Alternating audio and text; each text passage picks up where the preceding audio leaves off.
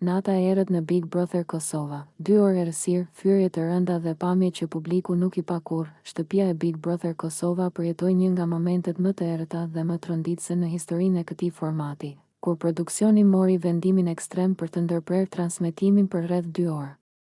Një vendim i tillë nuk merret lehtë dhe zakonisht ndodh vetëm kur situatat dalin jashtë çdo kontrolli etik, emocional dhe televiziv. Ajo që ndodhi gjatë atyre 2 orëve errësirë mbetet ende e mbështjellë me mister, por sipas informacioneve të shumta nga brenda shtëpisë dhe burimeve pranë produksionit, bëhet fjalë për një shpërthim verbal jashtëzakonisht të rëndë.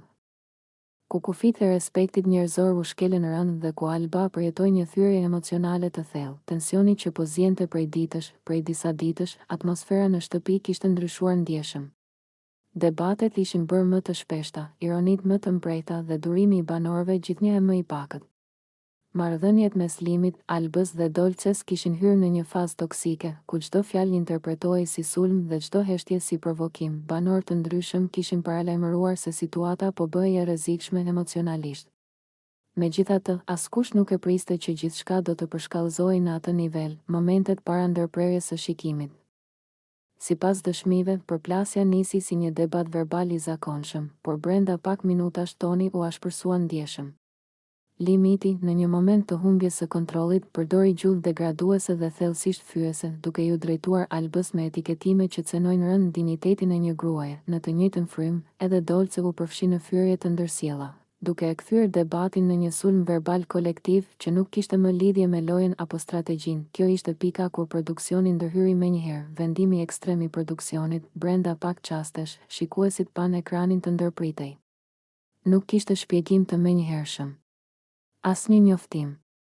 Vetëm heshtje, sipas burimeve, vendimi për të mbyllur transmetimin u mor sepse gjuha e përdorur ishte e papranueshme për transmetim publik, situata kishte kaluar në dhunë psikologjike, një nga banorët ishte në gjendje të rëndë emocionale. Ky veprim i produksionit u interpretua nga publiku si një sinjal alarmi se diçka shumë serioze po ndodhte brenda shtëpisë. Alba, lodh, shok dhe thyrje emocionale. Ajo që ndodhi me Albën gjatë atyre orëve është përshkruar nga banor të tjerë si një nga momentet më të rënda njerëzore të këtij edicioni. Alba shpërtheu në lot të pakontrollueshëm.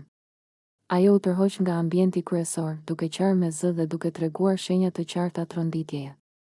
Për disa minuta, sipas dëshmive, ajo nuk ishte në gjendje të fliste, ndërsa trupi i dridhej dhe lotët nuk ndaleshin. Banor të tjerë u përpoqën ta qetësonin, por situata ishte shumë më e rëndë se një ngushëllim i zakonshëm. Ajo ndjehej e poshtëruar, e sulmuar dhe e pambrojtur, pamje që publiku nuk i pa kurrë. Sipas burimeve, pamjet e asaj nate nuk do të transmetohen kurrë në formën e tyre të plotë. Ato konsiderohen shumë të rënda emocionalisht dhe etikisht problematike. Produksioni vendosi të mbrojë jo vetëm imazhin e formatit, por edhe shëndetin mendor të banorëve dhe të publikut. Kjo ka hapur një debat të madh. A duhet publiku të shohë gjithçka? Apo ka momente që nuk janë për ekran? Reagimet e banorëve të tjerë. Pas incidentit, shtëpia u nda në heshtje. Banorët flisnin me zë të ulët, disa shmangnin kontaktin me Limit, ndërsa të tjerë qëndronin pranë Albës, disa kërkuan ndërhyrje të fortë nga vëllai i madh. Të tjerë shprehen frikë se loja kishte kaluar në një territor shumë të rrezikshëm emocionalisht. Shpërthimi i reagimeve jashtë shtëpisë, rrjetet sociale shpërthyen. Hashtag që lidhen me dhunën verbale, mbrojtjen e grave, përgjegjësinë e produksionit, u bën trend brenda minutash. Publiku kërkonte transparencë, masa disiplinore, qëndrim zyrtar.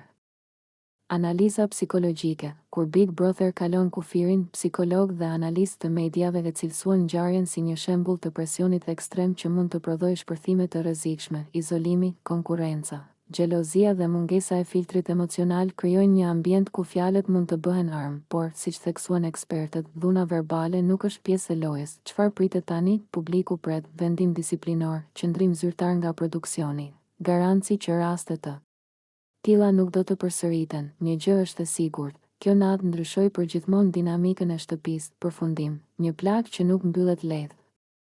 Kjo nuk ishte thjesht një përplasje televizive.